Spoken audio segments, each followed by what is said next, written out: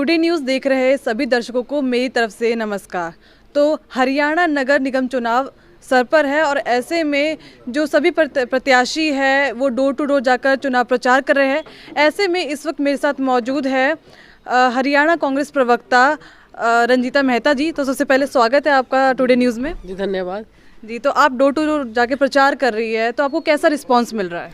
देखिए, बहुत ही बढ़िया रिस्पांस मिल रहा है। आज अगर मुद्दे की बात करते हैं तो किसानों को जिस तरीके से बर्बरता से जो सरकार मारने का काम कर रही है, वो मुद्दा आज पूरे देश के अंदर सर्वचर्चित है। और मैं ये मानती हूँ कि आज किसान एक ऐसी कौम है जिसका बेटा जवान बनकर हमारी बॉर्डर की रक्षा करता है और वो अन्नदाता हमारा पेट भरता है।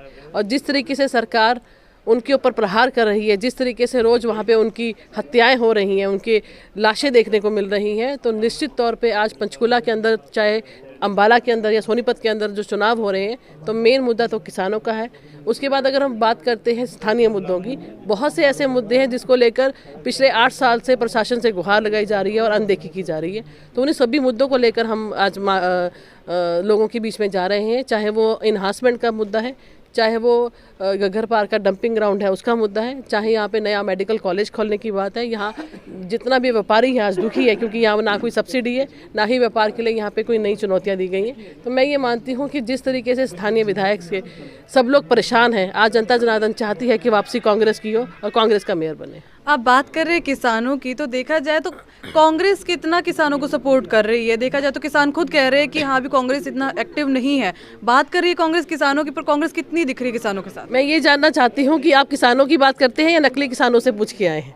अगर आप किसानों की बात करते हैं, निश्चित तौर पे पूरी विपक्ष, चाहे वो सिर्फ कांग्रेस पार्टी की मैं बात नहीं कर रही हूँ, पूरा विपक्ष किसानों के साथ है। और जहाँ तक बात है उनकी सपोर्ट करने की, तन मन धन से उनकी सपोर्ट की जा रही है। हाँ, वहाँ पर बैठकर उनके बीच में जाकर अगर राजनीति कर उनको बदनाम करना है, जो कि भाजपा पूरी कोशिश कर रही है उनको बदनाम करने की, तो हम किसानों का नुकसान नहीं चाहते। आज भाजपा कभी उनको आतंकवादी बताती है, कभी उनको खालिस्तानी बताती है, कभी उनको पाकिस्तानी बताती है, कभी उनको टुकड़े टुकड़े गैंग बताती है। और अगर विपक्ष भी जाकर उनको बीच में बैठेगा, पहले ही वो तो बदनाम कर रहे हैं कि विपक्ष उकसा रहा है, विपक्ष उनको गुमराह कर रहा है। जब जब भी इस देश पे विपदा आई है, अफसोस की बात यह है कि एनआरसी आया तो मुसलमानों को गुमराह किया जा रहा है, जब नोटबंदी आई तो लोगों को गुमराह किया जा रहा है, जब जीएसटी के गलत नीतियां लेकर आए तो लोगों को गुमराह किया जा रहा है। आज एक के बाद एक कुनीतियां लेकर अगर आप लोगों के बीच में आ रहे हैं तो लोगों को गुमराह सरकार कर रही है, लोग नहीं कर रहे हैं। और जनता जनार्दन आज जवाब चाहती है। मुद्दे तो यही मुद्दे हैं कि जो चीज़ें मूलभूत सुविधाएं उनको मिलनी चाहिए वो नहीं मिल पाती। और अगर हम बात करते हैं भ्रष्टाचार की, जब तक यहाँ पे मेयर रही तब तक एक भी काम इन्होंने होने नहीं दिया और उसके बाद भ्रष्टाचार का पिटारा खोल लिया। एक के बाद एक राउंड अबाउट जो बनाया, 32 लाख रुपए एक राउंड अबाउट पे लगाया। हम ये पूछना चाहते हैं, उस भ्रष्टाचार में जो लोग आरोपी थे, आपने पहले फाइलें गुम की, आपने डॉक्यूमेंट्स गुम किए और उनके बाद उनको सजा देने की बजाय उनकी प्रमोशन करके आप उनको आईएएस ऑफिसर्स बना रहे हैं। तो मैं ये मानती हूँ कि जिस तरीके का हालात पंचकुला के अंदर हैं, जिस तरीके से बस क्लू शेल्टर को तोड़ने के 15-15 हज़ार के ठेके दिए गए, तो जनता जनार्दन जो हमारे टैक्स पेयर्स हैं, आपके सामने हमारे जो आम बुजुर्ग हैं, सब लोग टैक्स पे करते हैं, उनका पैसा इस तरीके से फजूल खर्ची किया जाए और लोगों की जेबें भरने का काम किया जाए, जनता जनार्दन जो है वो त्रस्त है। अगर मेयर बनते हैं आपकी पार्टी से, तो आपकी क्या प्राथमिकताएं रहेगी? ये प्राथमिकता यही रहेगी, जो पटरी रुकी हुई है उसकी, तो उसको दोबारा से चलाने का काम करेंगे। और मैं ये मानती हूँ कि निश्चित तौर पे कांग्रेस के मेयर भी बनेगा और आने के जो आगामी चुनाव होंगे विधानसभा में, उसके ऊपर भी कांग्रेस का ही कब्जा होगा।